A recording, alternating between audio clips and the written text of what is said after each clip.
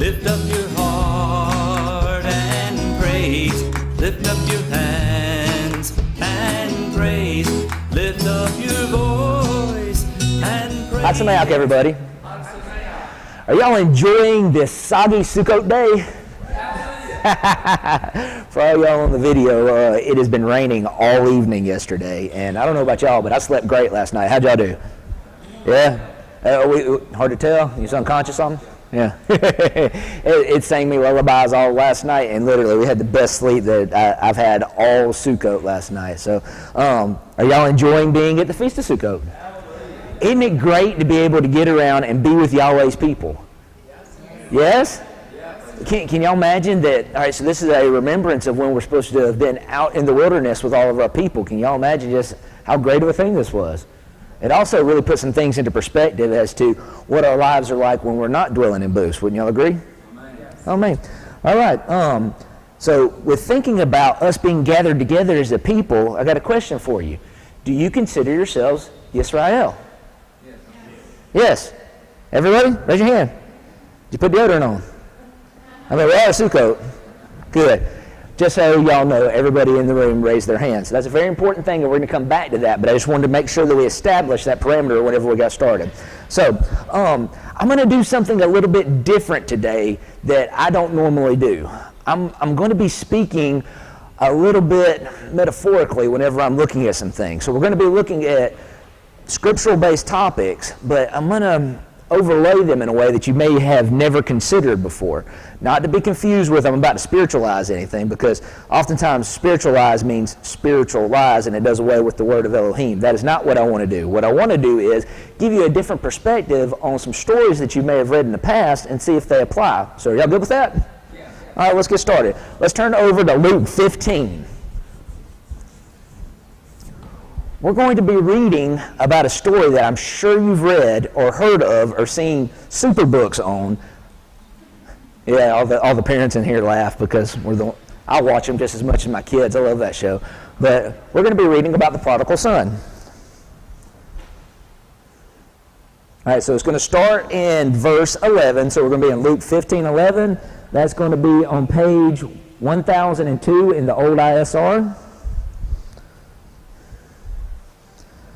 Verse 11, and he said, a certain man had 2 sons, and the younger of them said to his father, Father, give me the portion of goods falling to me. And he divided his livelihood between them. And not many days later, the younger son, having gathered all together, went away to a distant country, and he wasted his goods with loose living. And when he had spent all, there arose a severe scarcity of food throughout the land, and he began to be in need.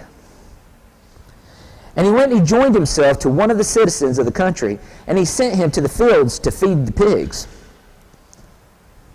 And the son, by the way, as we're reading this, I'm going to add some words into it, not to add to the word of Elohim, but just because I'm going to put some emphasis on it, if y'all don't mind. Y'all know that term, right? I got to put emphasis on the right syllable, emphasis on the syllable. Okay. And the second son was longing to fill his stomach with the pods which the pigs were eating, and no one gave him any. Now, I don't know what pigs were eating, but I've been watching what we've been giving the farmer here, because we're staying on a camp that is owned by a farmer, and he just happens to have pigs. And what's going in them pots, well, before they went in the pot, looked really good. But this guy's already carried them out to the field, and he's so hungry, he's wishing that he could have that.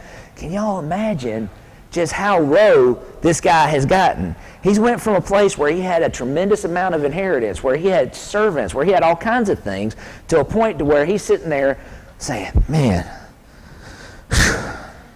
I sure wish I could have some of that pig food. Oh, I wish I could have some of that pig food. Can y'all imagine where he is in his life right now? Is that a pretty low point? I would think so.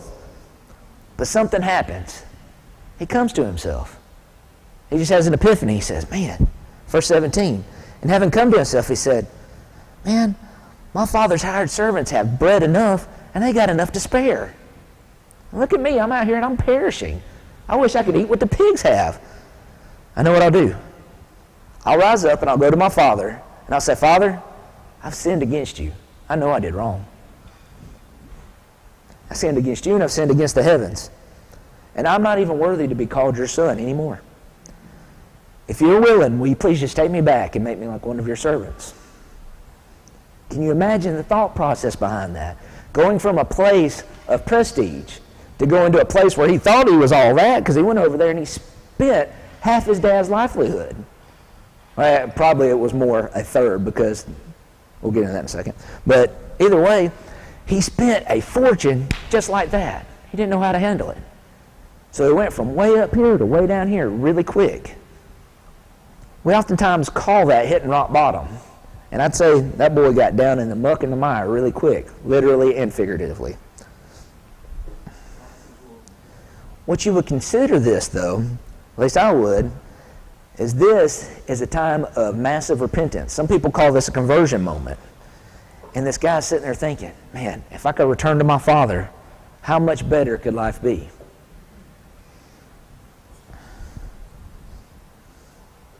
This son is probably something like we see in Luke 18. So let's flip over there real quick.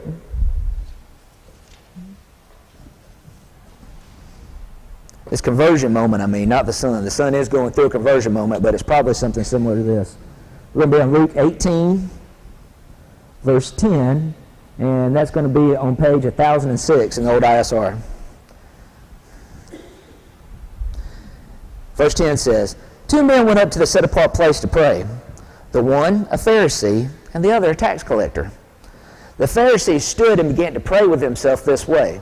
I always thought it was weird too, just as a side. He prayed with himself. It wasn't like he was praying to Yahweh or praying within himself. It said he prayed with himself. And that kind of made me think, well, obviously he's got a heart issue, but what's going on here? Is he doing this? I don't know. It's interesting. But anyway, he was praying with himself this way. Elohim, I thank you that I'm not like the rest of men, swindlers, unrighteous, adulterers, or even as this tax collector. I fast twice a week, and I give tithes of all that I possess. That's pretty haughty, wouldn't you say? Well, would y'all consider this guy to be right? What is he doing that he's sitting there going to the king of all the universe and talking to him this way? But the guy that was like our son that we just read about said this. But the tax collector, he walked into the temple, set-apart place, and he wouldn't even come close. He stood at a distance. And he would not even raise his eyes. He was being repentant. He was down low. But he was beating his breast. Elohim, show favor to me, a sinner. Yeshua said, I say to you, this man went down to his house declared right, rather than the other. For everyone who is exalting himself shall be humbled, and he who is humbling himself shall be exalted. This second son that we've seen, that went from a high place, all of a sudden is down low, and he's willing to break himself down, to beat himself in the chest, and to say, I need to return to our Father. Let's get back over to the parable. Back to Luke 15, we're going to be at verse 20. So after he's had this conversion moment, after he's been beating his breast, after he realizes, I've got to go and make things right with my dad, in verse 20, he goes ahead and he puts it to action. I'm going home, man. I'm going to go and I'm going to swallow my pride and I'm going to go talk to my dad. And having risen, he went to his father, and while he was still a long way off, his father saw him and was moved with compassion and ran and fell on his neck and kissed him.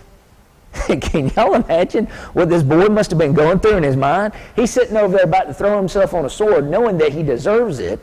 And instead of coming home to whatever he was about to come home to, I can't imagine what he was sitting there going through his head thinking about, my dad is about to tell me. And instead of all that, the dad comes home, has compassion on him, runs out there. This guy is in a place of authority. And he falls on his neck and he kisses him. And I'm sure the son's choked up because he doesn't know what to do. But he's going to do what he came to do anyway, because he is here to tell Yahweh, I am sorry. I want to repent. I don't want to be outside your will anymore. 21, and the son said to him, Father, I have sinned against you and the heaven before you, and I am no longer worthy to be called your son. But the father said to his servant, bring out the best robe and put it on him. See, they were in a very big place of prestige. They had robes. And put a ring on his hand. Who had rings at this time? People of wealth. This is what our Father in heaven is like. He is the king of everything. He is the one that's able to bestow this privilege on us. and put a ring on his hand and sandals on his feet. I want to clean this boy up. I don't want him looking like this. This is my son. I'm excited. He has come back to me. And bring the fatted calf here and slaughter it, and let us eat and rejoice. I got to get this boy filled too. He needs to be back to where I need him to be. That way he can go out and be the son that I know he can be. Because this son of mine was dead and is alive again, and he was lost and found, and they began to rejoice. I'm going to finish the rest of this and then come back to some parts in it, but we're going to come back to this particular section here right after we get through with the parable. And this older son was in the field, and his older son was in the field. And when he came and approached the house, he heard music and dancing. He's like, dude, man, what's going on? This is awesome. And having called one of the servants, he said, hey, man, what's going on? And he said, guess what, man? Your brother came home, and your father has slaughtered the fatted calf because he received him back in health. And something happened. I said, man, what the heck, dude? That boy went out there and he just went and did all the way with my father's stuff. He just went and trampled on my dad. I've been with him this whole time watching how he anguished over him being gone and how he just left us. He betrayed us.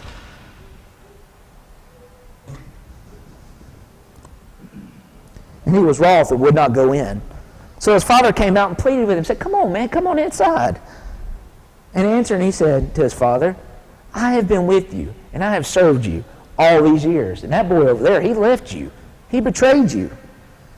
I have never transgressed one of your commands, but you have never given me even a young goat, and you're giving him the fatted calf.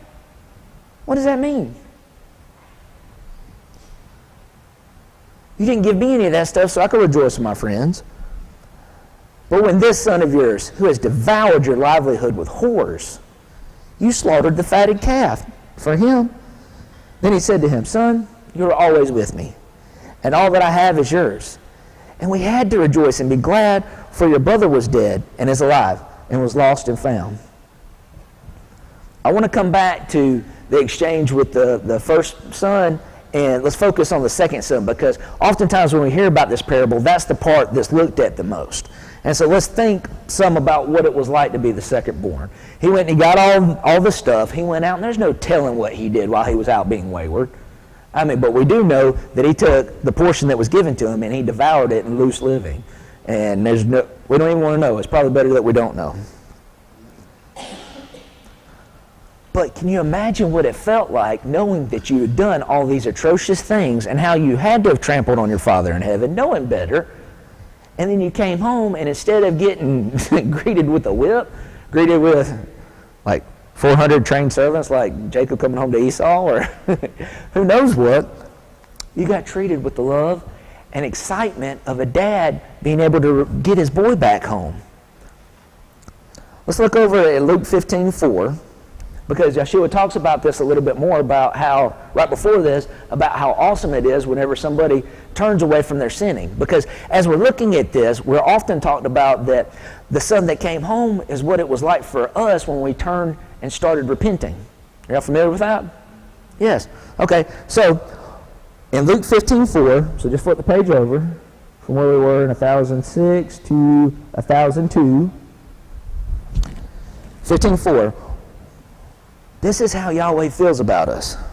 What man among you, having 100 sheep, and having lost one of them, does not leave the 99 in the wilderness, and go after the one which is lost until he finds it?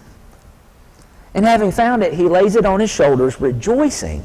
Can you imagine that? How humbling it is to know that the Maker and the Master of the universe feels like he needs to leave what he has and go find us and put us on his shoulders and rejoice over us coming back. Is that amazing? What does that make you feel like on the inside? Loved. Understatement. Overjoyed. Rejoicing. I can't even put it in words. It's like, all right, we're dreary out there. That's what it was like when we're on outside of Yahweh's will. And all of a sudden, light starts beaming from within. Verse 6. And having come home, he calls together his friends and neighbors, saying to them, rejoice with me, for I have found my sheep which was lost. I say to you that in the same way there shall be more joy in heaven over one sinner repenting than over 99 righteous ones who need no repentance. When you had that part wherever you got down, Because I'm sure everybody did. Everybody's hit the rock bottom. When you knew the things that you did, you know, all right? Everybody else doesn't know, but you know. Yahweh knows, but you know. And even though Yahweh knows, to make yourself right on the inside, you have to be able to go and say those things to Yahweh and ask for forgiveness. Did you ever expect that he would come and wrap his arms around you and receive you with love? Did y'all even think that was possible? Because I mean, like, I seriously didn't think I deserved it. How much more not how much more, how beautiful of a picture is this, thinking about the second son coming home and receiving this? That is one of the reasons why I think most people associate being with the prodigal son, the second son, more than the other one. Because they've been in the situation where they were outside the will of Elohim and they came and they turned back in. And probably in the places that we came from in our faith, you were taught that that's who you are and that's who you'll always be. Is that a fair assessment? But I got to tell you something. At some point in time, when you've been walking with Yahweh long enough, I think you shift from being the wicked and wayward son. I guess he was wicked. Yeah, he did. He did wickedness. You shift from being the wayward son, and you start becoming the one that stayed at home, the one who is not transgressing that command. Has that ever occurred to you before? You do. You become the other son. And that unto itself has some challenges, and it also has some privileges that are associated with it. Now, there's a story that kind of lines up with this and kind of sits on top of it that I'd like for us to look at to kind of show some of the different struggles that you might come into once you realize that you've become the first child, not the second child. We're going to read the story of Jonah and show how they kind of overlay with one another. So if y'all want to, let's go ahead and turn over to Jonah real quick.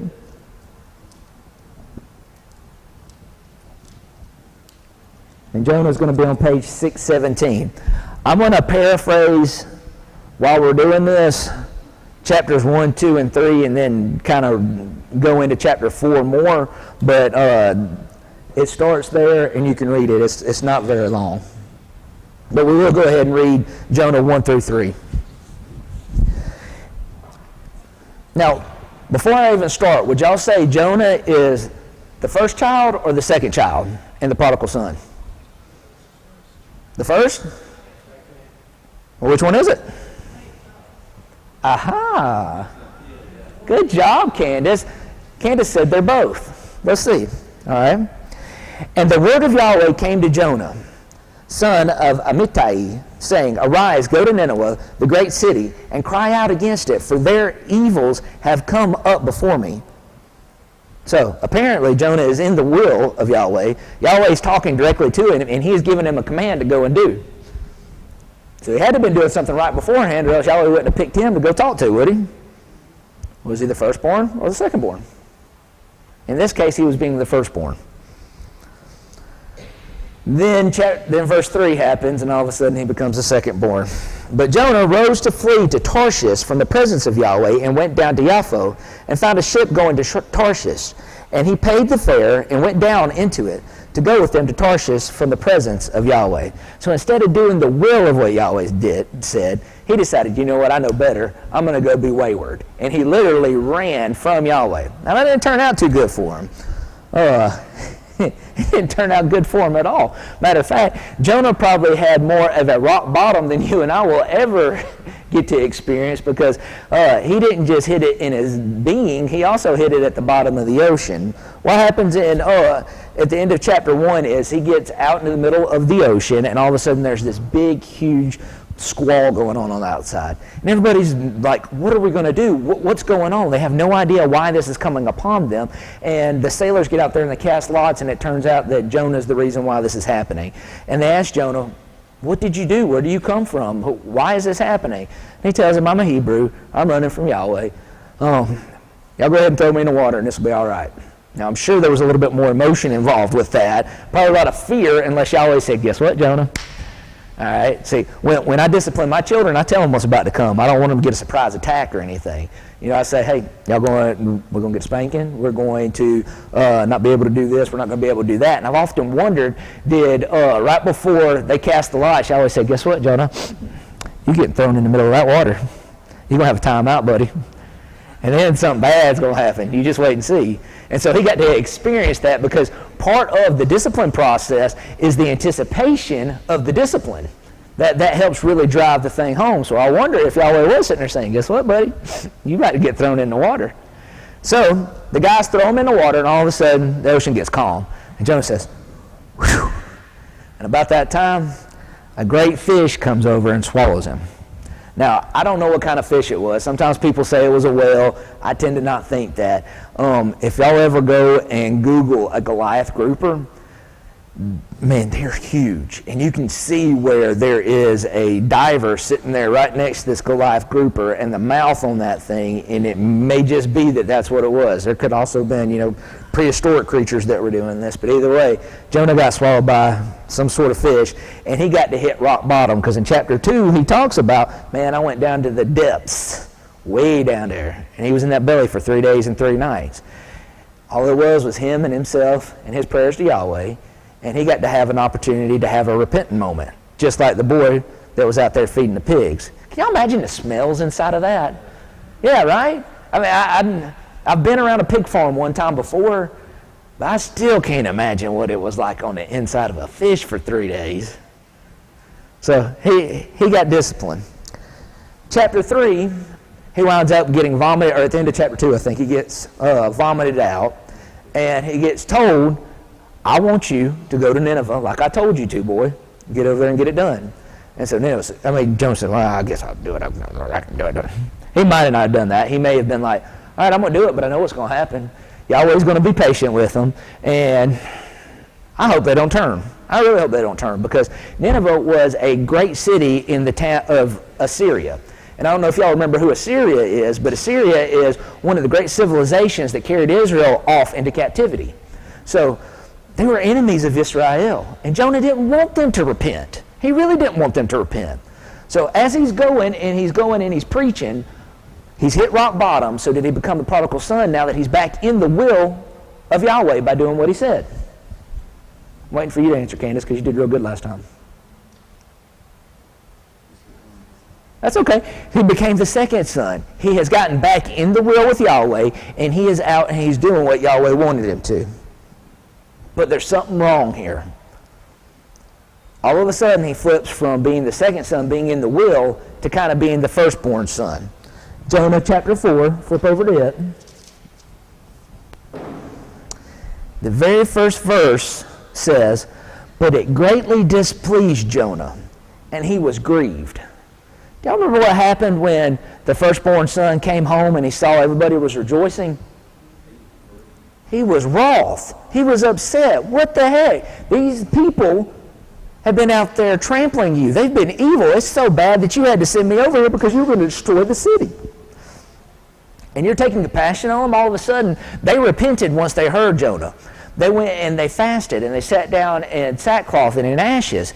They had a rock bottom moment and they became the prodigal son. So now we flopped from Jonah was the prodigal son to Nineveh is the prodigal son. And Jonah now becomes the firstborn. Verse 2, and he prayed to Yahweh and said, please, Yahweh, was this not what I said while I was in my own land? This is why I went ahead and fled to Tarshish. For I know you are an El showing favor and compassionate, patient, and doing great kindness, and relenting from doing evil. And now, O Yahweh, please, take my life from me, for it is better for me to die than to live. Is that not a wah-wah story if you ever heard one? If you're gonna forgive these people, I just say, go ahead and kill me, man. I don't get Jonah's mentality here. Now, granted, I've been in I haven't been oppressed like they were, but still, something different's going on here. And Yahweh said to him, are you right to be displeased? And Jonah stomped outside the city. Verse 5. Jonah went outside the city and sat at the east side of the city and made himself a shelter there and sat under it in the shade to see what would become of the city.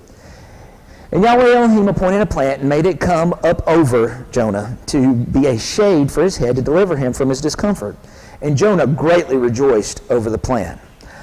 But as morning dawned the next day, Elohim appointed a worm which attacked the plant so that it withered.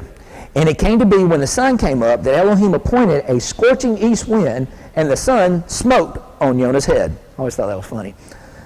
So that he grew faint and asked for his life to die, and said, "It is better for me to die than to live."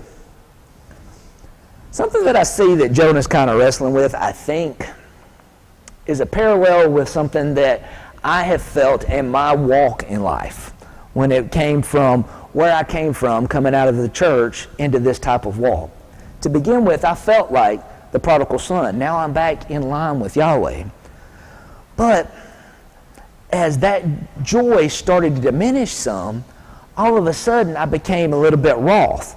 And my wrath didn't have to do with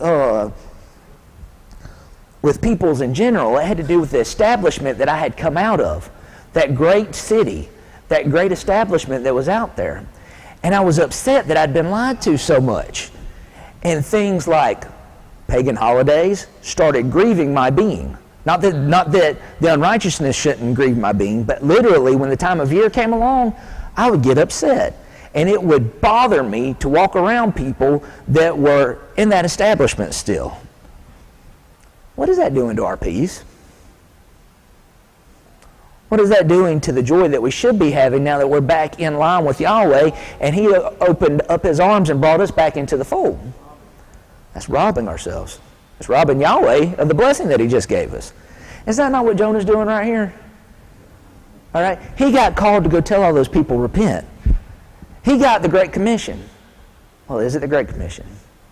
In my opinion, we call what happens at the end of Matthew the Great Commission. And that, well, let's turn to it real quick. Flip over to Matthew. Hold your finger right there in Jonah.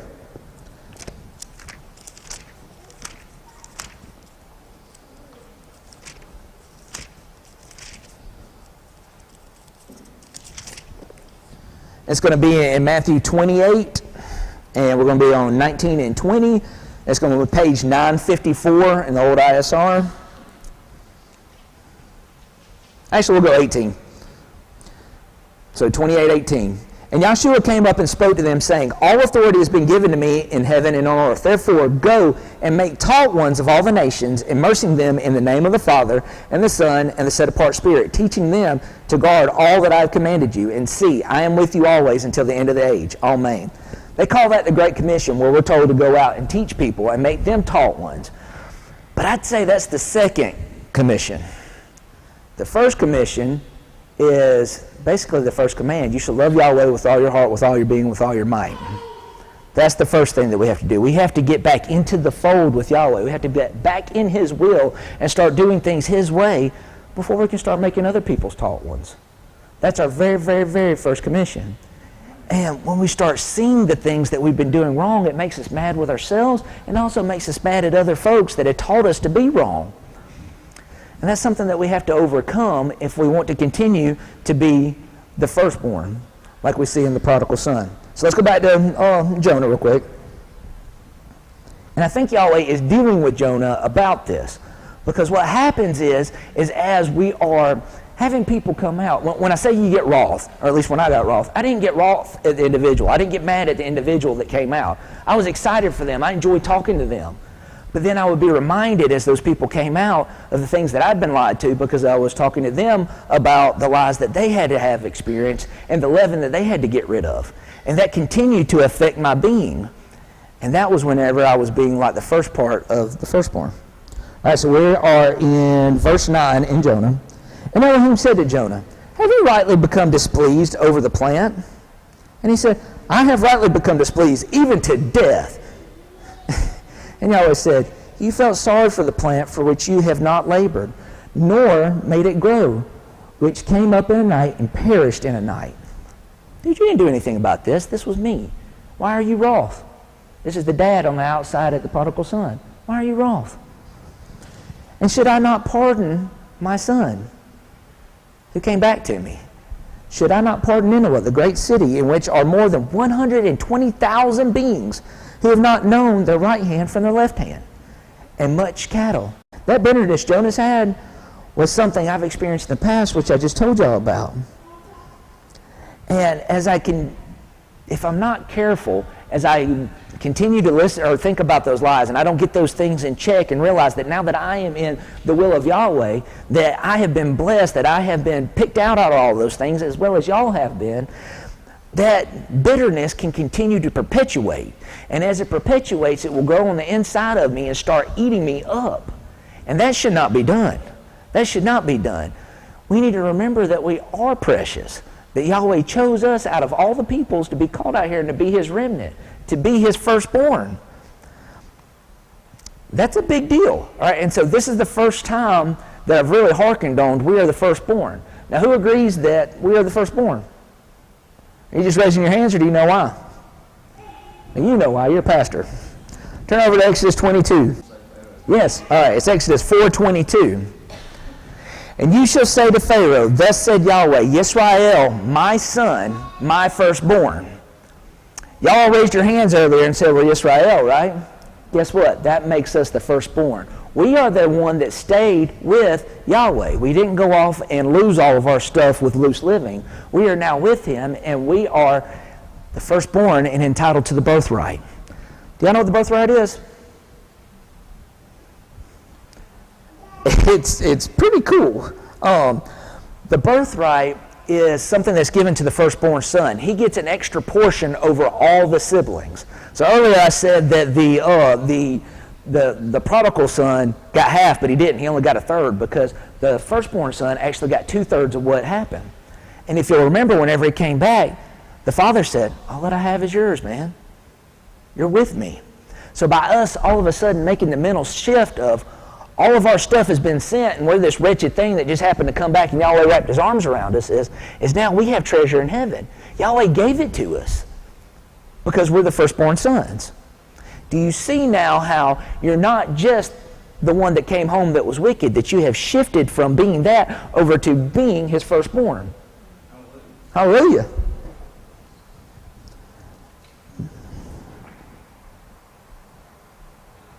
Let's go to Deuteronomy 21.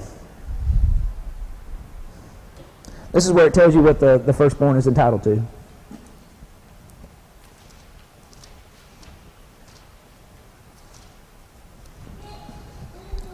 We're going to be Deuteronomy 21, 15 through 17.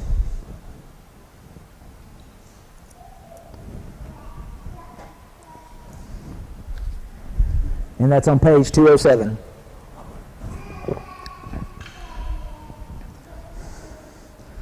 Deuteronomy 21:15. When a man has two wives, one loved and the other unloved, and they have borne him children, both the loved and the unloved, and the firstborn son is of her who is unloved, then it shall be on the day he makes his sons to inherit his possessions, he is not allowed to treat the son of the beloved wife as the firstborn in the face of the son of the unloved, who is truly the firstborn.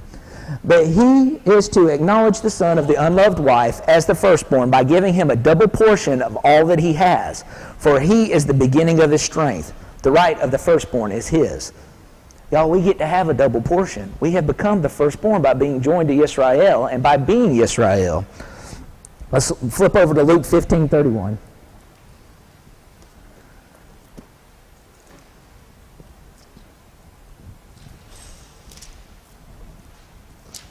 It's going to be back at the Prodigal Son. 1002.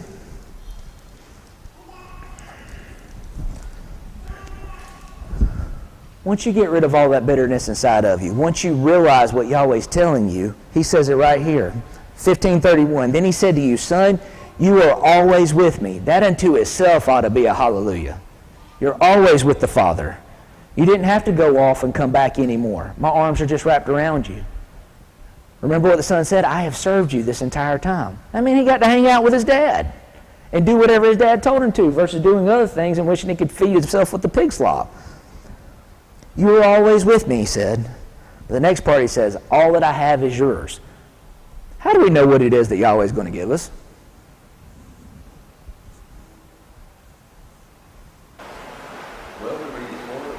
Well, we read His Word, but He tells us something pretty plainly.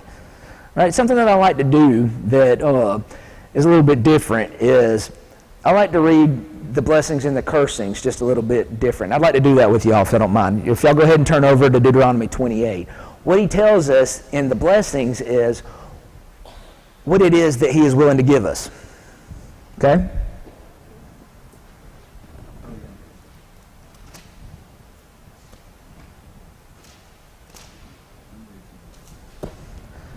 All right, Deuteronomy 28, we're going to be on page 214. This is the interactive portion of the sermon.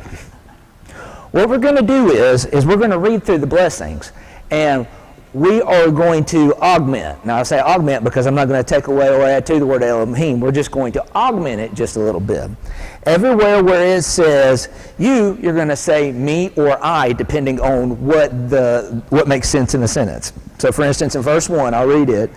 And it shall be, if I diligently obey the voice of Yahweh, my Elohim, to guard to do all his commands, which Moshe commanded me today, that Yahweh, my Elohim, shall set me high above all the nations of the earth. Does that make sense? It may be a little bit difficult at the beginning, but we're going to do it together, and so we'll mess it together and we'll all laugh, and it'll be fun. All right? So y'all got it out? All right, let's start in 28:1. We'll go, oh no, let's do 2. No, I want to read 1. All right, y'all ready? And it shall be, if I diligently obey the voice of Yahweh, my Elohim, to guard to do all his commands which Moshe commanded me today, that Yahweh, my Elohim, shall set me high above all the nations of the earth. Now let me pause right there. Does that make it feel different than whenever it's saying, hey, you shall be higher over the nations of the earth? Whenever you're reading that, this is taking ownership of it, because all of a sudden we're the firstborn and we get to inherit these type things. Can y'all feel that different? All right, let's keep going. And all these blessings shall come upon me and overtake me if I obey the voice of Yahweh, my Elohim. Blessed are I in the city. That sounds weird. Blessed am I in the field.